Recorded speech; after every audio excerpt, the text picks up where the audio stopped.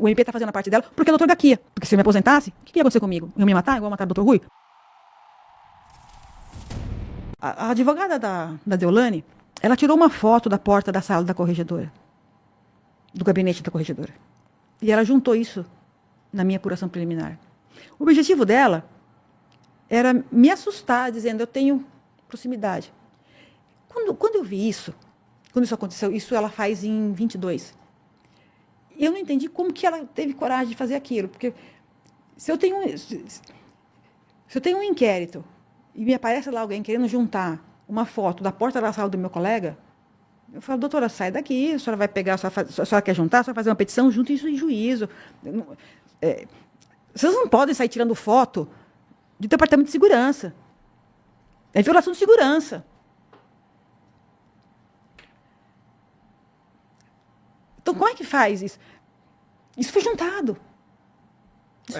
É um recado, é uma intimidação. Mas quando isso acontece em 22, eu não compreendo o quê. Mas lá em 24, quando as coisas aparecem, eu falo, putz, será que... Como é que... eu passei a apertar. Então, o que você temeu nesse momento? Cara,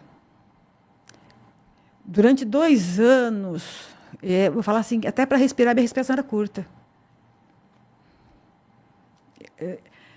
Eu trabalhei assim, se eu costumava trabalhar a mais, eu trabalhava muito mais, porque se eu tivesse um pingo fora do lugar,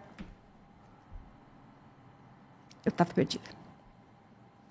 Mas você temia a polícia ou você temia a Deolane e os seus amigos da cúpula do PCC? Era a atividade da Deolane e dos amigos. Sabe por quê? Agora, faz um mês, a mãe da Deolane, eu estou no lançamento do meu livro, eu não tenho culpa que a filha dela foi presa. E eu não tive culpa que a filha dela falou de mim dia 25 de julho de 22. E eu não tenho culpa que a filha dela tem tá ligação com a cúpula do PCC. Aí eu estou falando sobre o meu livro em alguns lugares, ela é presa. E tem um capítulo que fala quando o investigado não aceita a investigação e ele expõe publicamente o delegado de polícia. Não tem o nome dela, mas é o caso dela. Naquilo que pode ser falado. Então começam a me perguntar. E aí, eu não falo da Deolane especificamente, eu falo sobre narcocultura, sobre narcoinfluenciador, eu explico lavagem de dinheiro e explico o crime organizado. E aí, então, as pessoas começam a olhar para a Deolane de forma diferente. Eles entendem que ela está presa não por conta de anunciar o inocente tigrinho que parece uma coisa para criança. Ela está presa porque ela faz parte da área VIP do PCC. Então, a mãe dela e as irmãs acham que o que eu estou falando está impedindo decisões favoráveis para elas em habeas corpus, ela vai na rede social e fala um caminhão de coisa ruim a meu respeito. Inclusive, ela viola os meus direitos políticos, porque ela faz propaganda antecipada negativa. Então, eu vou fazer um boletim de ocorrência. E ela mostra uma certidão de filiação partidária.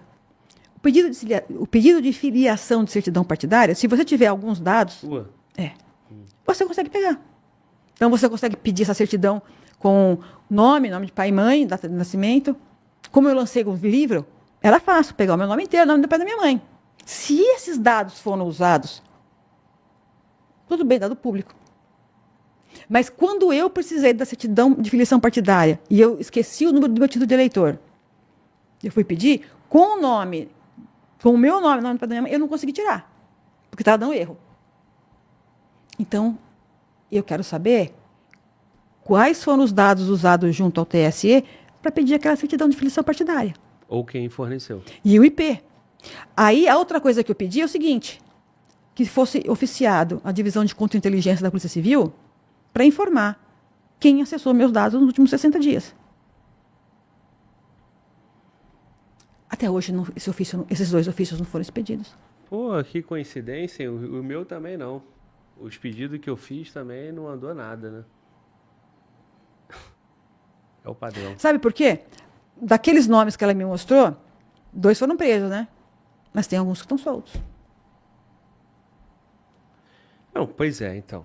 Então, assim, eu não temo a polícia, eu temo os amigos dela. Da polícia. E alguns estão na polícia. Então, o que fez a senhora não suportar dar continuidade no inquérito e esse inquérito foi direcionado para outro profissional de polícia. Foi o quê? Pressão. Foi a pressão interna. Pressão. Porque assim, eu tinha muita coisa para responder para eles, toda semana eles pediam informação. Eu não conseguia dar andamento nos outros casos. Começava a ficar parado. Aí cobravam os outros casos. E queriam saber que os outros casos não andavam. Falei, mas eu estou fazendo isso. Ah, não, mas tem que andar. Tem que andar. Então começou a acumular coisa na corregedoria em cima de mim. O sistema operando como sempre, né? Aí o que aconteceu? Eu tinha semanas que eu trabalhava 72 horas seguidas. Porque eu ficava durante o dia trabalhando, porque eu tinha que atender as pessoas que estavam lá, e à noite eu tinha que ficar fazendo a resposta das petições que tinha que encaminhar. E na tua visão, era exatamente para conseguir isso, e você largar o caso? Não podiam tirar de você, né? Ou eu saía, ou eles arrumavam... E nisso eles iam pedir o meu afastamento, né? Ninguém teve coragem de dar, porque aí se faz uma coisa dessa, aí eu escalaria, aí eu ia para o judiciário, mas também isso que estava acontecendo aqui não podia aparecer no judiciário, porque lá eles olhariam diferente, né? Então eu falei assim, tinha alguns casos no meu cartório que demandavam a minha atenção, que estavam sendo prejudicados por aquele jogo sujo, por aquele lawfare. Então pega, leva embora. Vai embora. Porque eu sei que você vai ser presa. Pensei comigo, eu sei que você vai ser presa. Eu só vou esperar. Eu vou cuidar dos meus outros casos, vou me defender, não tenho que defender, e vou esperar você ser presa. Ela foi em 24 e depois foi agora. Mas o dia que ela foi presa, eu não sabia que era o Dr. Gaquia. Quando eu soube que era o Dr. Gaquia, eu tirei um peso de dentro de mim. Por quê? Porque eu sei que vai ser levado a sério. A investigação vai ser levada a sério e vai ser levada a cabo. Não é mais investigação, né? Já é processo. Mas eu entendo de investigação. Esse caso dela já está praticamente público. Todo mundo conhece a petição, todo mundo conhece a denúncia. E aquilo que ninguém sabe que tem. Porque, olhando aquilo, a gente percebe. Fala de A, fala de B, fala de C. Cadê a providência em relação a A, a B, a C? Não vai ficar no vazio. Isso está acontecendo, só que ninguém está sabendo. Em algum momento vai explodir. E do que a senhora viu, está faltando coisas que a senhora já sabe? Que a senhora iria investigar? Tá. Mas vai aparecer. Pode ter certeza que vai aparecer. Vai aparecer. É só esticar o pedido do COAF um pouquinho mais, né? Normalmente a gente pede de 5 anos. Eu pedi o meu em 22, eu pedi dos últimos 5 anos. Então, 22, 21, 20, 17, 18. Mas o COAF me mandou um pouco mais. Veio informação batendo de 2014. Escapou deles, mas veio. Em algum momento alguém vai pedir também. Ou então alguém fala assim, eu sei que tem lá, porque eu estou falando bastante, né? Por isso que elas querem me calar. De repente alguém escuta. Peraí, me dá essa cópia aqui. Ele pede o compartilhamento de prova. Eu quero ver o que está lá. Tu acredita que o doutor Lincoln Gaquia... Eu espero que em algum momento... teria feito isso? Eu espero que em algum momento alguém ouça. E peça. E olhe. Mas é forte isso, né? Os seus colegas da Polícia Civil... Alguns, né? Não, quem se deparou com esse inquérito, que a senhora sabe o que estava ali, e isso não foi para frente. Então, assim, acho que tem nome e sobrenome e matrícula. Tem. A Corregedoria também tem nome, sobrenome e matrícula. A direção da Polícia Civil também tem nome, sobrenome e matrícula. Agora, não é muito forte e cruel, né, para alguém que dedicou 30 anos da vida, né, da tua carreira profissional, ter que ter esperança no Dr. Lincoln Gaquia, que é de uma outra instituição? Você tem uma ideia? Olha só. Eu comecei a lançar o livro falando sobre a morte do meu pai. Eu tirei licença-prêmio para isso, no dia 8 de maio de 2026. Então, a editora marcou, né, alguns programas, algumas entrevistas, e Deolane é presa dia 21. 4, 5 dias depois, eu estou no programa, fazendo o anúncio do meu livro, no programa do Léo Dias, falando sobre o livro. E aí, ele recebeu uma cópia do livro, ele fala sobre, ele pergunta sobre o capítulo, ele fala, tem um capítulo X, tá, fala sobre isso, tá, isso aqui. Ela foi presa. Aí eu falo sobre narcocultura, eu falo sobre narcoinfluência, eu não falo da Deolane. E a coisa pega fogo, vrum. Porque Léo Dias é uma potência maior que todas as outras, né? Falado no programa dele, aquilo ganhou credibilidade. Aquilo que eu falei entrou em muitos lugares. Alguns dias depois eu recebi uma intimação, uma notificação para ir até a corregedoria explicar por que eu estava dando entrevista sobre a Deolane sem autorização. A nossa atividade, você é policial, é muito regrada. A gente não pode falar sobre da entrevista sem pedir autorização, a gente não pode ir a um podcast sem pedir autorização, sem avisar, etc. Mas na legislação que nos regulamenta sobre isso, não fala nada sobre livro autobiográfico. Eu estava lançando um livro autobiográfico. Não fui lá falar da Deolane. Agora, também, se o repórter me pergunta alguma coisa, eu não posso falar. Não posso falar, porque vai parecer que eu não sei o assunto. Eu vou falar que aquela delegada é desqualificada. Então, eu explico. Então, eu tive que ir à corregedoria para explicar que eu não estava lá. Quer dizer, pegaram um cortezinho. Se tivesse assistido o programa inteiro, teriam visto que eu estava falando sobre o meu livro. Saberiam que eu estava lançando um livro. E não por ela.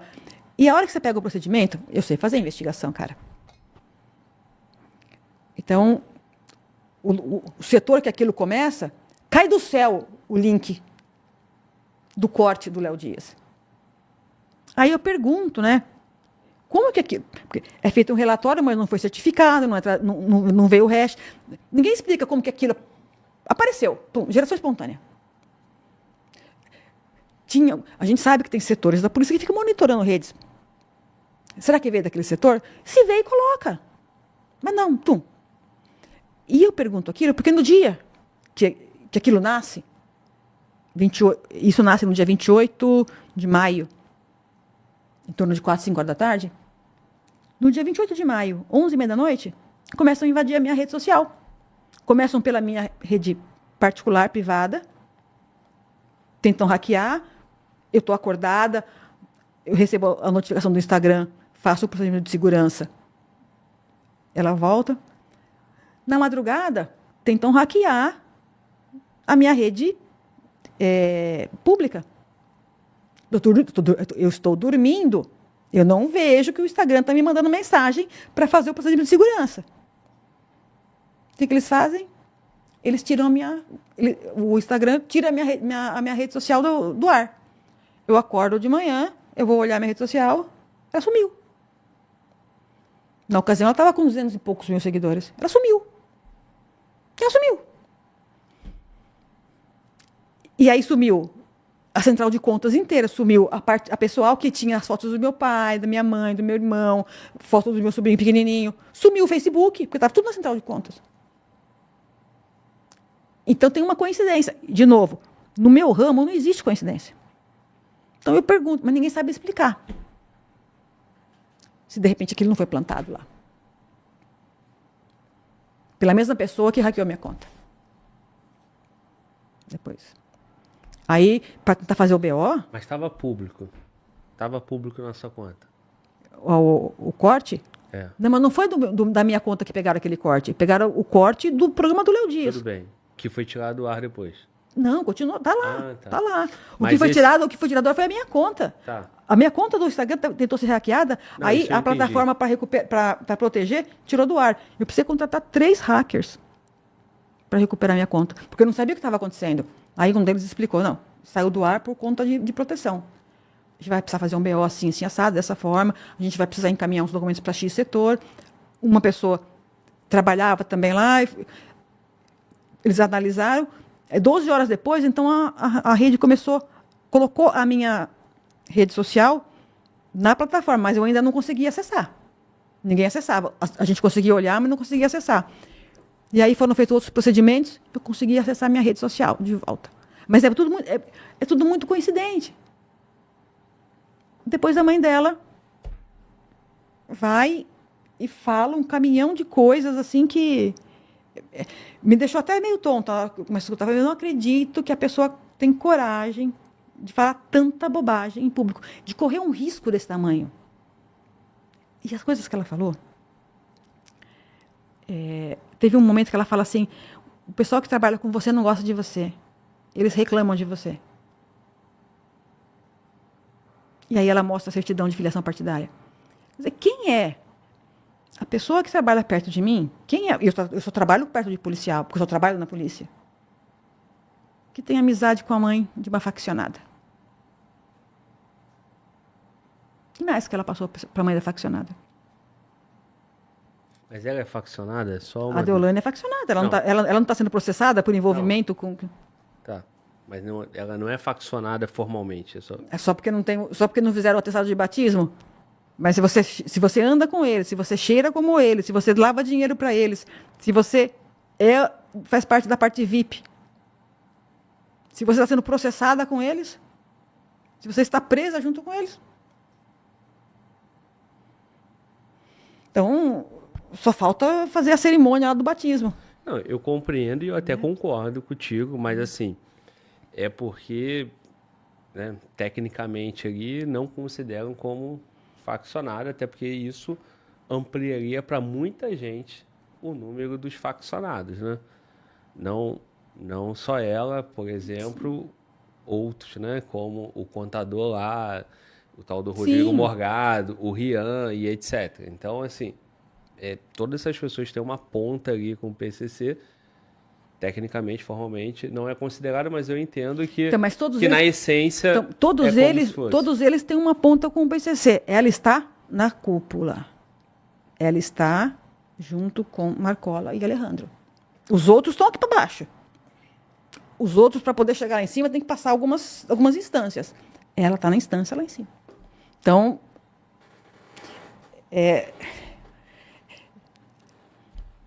para mim compreendo, compreendo. Agora,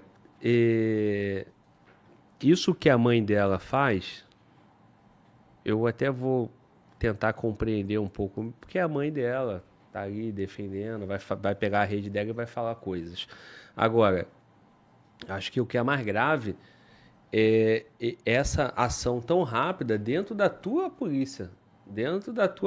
Então, o vídeo aparece lá, você já responde, você é pressionada. Então, assim, acho que a cúpula da polícia tem que explicar coisas desse tipo, né? Mas ninguém me perguntou nada. E eu precisei um dia passar um nervoso danado quando eu descobri que o inquérito não tinha sido registrado ainda, o ofício não tinha saído ainda. Então, eu tive que ter esse desgaste e eu vou... Para não me desgastar mais, eu vou acabar contratando um advogado para acompanhar essa investigação. Porque ela acontece na delegacia que eu trabalho, né? Mas eu estou afastada, então, para não ter nenhum tipo de tergiversação, eu vou contratar uns advogados para poder acompanhar isso. Agora... Vou gastar para ter um direito. Então, agora você imagina, meu pai morreu, não foi investigado. Agora eu preciso... Também estou encontrando dificuldade para que seja feita uma investigação. Então, eu entendo a dor da população quando o pessoal fala assim, pô, a polícia não faz nada. Eu entendo quando vocês falam isso. E o meu propósito é diferente. Eu quero que o policial seja valorizado. Mas eu sei como cobrar também. Eu sei aonde que eu tenho que apertar o botão para cobrar. Eu sei aonde o calo aperta, entendeu? Eu sei aonde que o sapato está ficando torto. Isso deixou muita gente com medo. Inclusive colegas meus, que já são até eleitos. Já tem até mandato. Oi? Isso deixou alguns colegas meus que têm mandato bastante nervosos. Porque teriam envolvimento? Vamos dizer que também são amigos da Deolane, né? E eu acho que em algum momento a família dela está cobrando alguma coisa. Então, aí, quando eles viram que que eu me afastei para sair como pré-candidata, desesperou o povo, né? Deu um desespero. Então, o que você está dizendo é que... Tem gente fazendo contra, né? É como se essas pessoas tivessem que dar uma satisfação para Deolane e não acontecendo nada, a família Deolane pode falar contra essas pessoas? Uhum. Pode, de repente, colocar alguma coisa na boca do Frank. Pode colocar na boca. Não sai delas. Mas elas sabendo, elas põem. Mas por que o Frank? Não, é porque às vezes o Frank ele fala algumas coisas que para chegar nele, às vezes alguém tem que passar para ele, porque ele não está no lugar que está acontecendo. Então, se chega para ele, alguém contou. Então é isso. Ele está afastado, ele não as histórias que ele conta, as coisas que ele denuncia, a maior parte delas ele não pode ter vivenciado porque ele não estava no lugar. Então chegou para ele de alguma forma. Alguém contou. Então talvez não é a família dela que vai lá. Vou abrir aqui e vou falar de A, de B, de C, de X. Mas talvez ela coloque para alguém falar. E aí esses delegados teriam esse temor? Acho que sim. Mas dela retaria, não o seu. Não, eu não. Mas por que a preocupação não dele. você? Mas aí a preocupação, se acontecer, de eu ir para o parlamento, ser eleito alguma coisa, eu resolvi abrir a caixinha de Pandora, né? Eu tenho uma caixinha preta aqui, vamos abrir a caixinha preta? Quando eu era delegada, eu não pude fazer, né? Porque vocês tocaram o puteiro na minha vida. Mas agora eu sou parlamentar. Então, como parlamentar, eu tenho poderes de fiscalização. Então, vem cá. Agora eu quero. Vem cá, vai pôr todo mundo aqui, ó. Vamos abrir essa porcaria. Mas a senhora está disposta a fazer isso? Eu tô. E ele sabe que eu vou fazer. As coisas têm que ficar claras, porque teve muita coisa torta, teve muita coisa errada. E está aparecendo de pouquinho. O MP está fazendo a parte dela, porque é o doutor Gaquia. Se não fosse ele, ia passar em branco e eu ia ficar com essa espada na minha cabeça até quando? Eu não ia poder me aposentar. Porque se eu me aposentasse, o que ia acontecer comigo? Eu me matar, igual mataram o Dr. Rui? Porque eu sei que está no cofre dessa mulher. Se eu me aposentar, passou um tempo, eu não tenho mais obrigação de sigilo. E se eu resolvo falar o que está no cofre daquela mulher? Enquanto eu sou policial, eu tenho uma lei orgânica na minha cabeça. Se eu me aposentar, eu posso acordar um dia para falar. Mas por que eles esperariam você se aposentar para fazer alguma coisa? Por que eles não atentaram contra a sua vida? Porque, quando você tem uma carteira vermelha, por menos pessoas que gostam de você, você continua sendo delegado de polícia. Então, primeiro vem o delegado e atrás vem a pessoa. É a função. Se você gostou do vídeo, não se esqueça de deixar o like e se inscrever no canal. Vejo você no próximo vídeo.